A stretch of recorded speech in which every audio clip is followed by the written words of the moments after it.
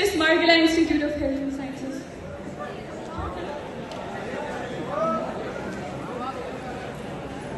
मुआशरे के खौफ में एक शायर मुब्तला पड़ा था।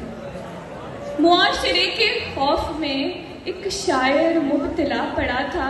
फिर अपनी शायरी जला के उसने गुलाम सुखन को बना के उसने अपने हुनर को पेश किया। गुलाम सोचों का एक शायर अब अपनी डिग्री कर रहा था। यकतरफा मोहब्बत की जंजीरों में एक मजनू कैद पड़ा था। फिर यकतरफा मोहब्बत की जंजीरों में एक मजनू कैद पड़ा था।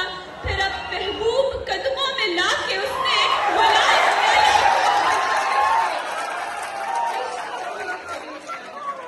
गुलाम लैला का कैदी मजनू अब उस पे राज कर रहा है। जुल्म जबर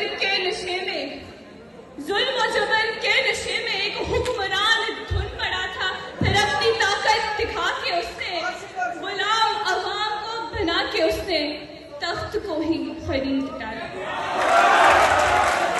गुलाम राया का मुंतखब अब हुक्मरानी कर रहा था। ये रीत कब से चल रही है, ना कोई माने ना कोई समझे, उसे जंजीरों में जकड़ लो। न कोई माने न कोई समझे, उसे जंजीरों में जकड़ लो।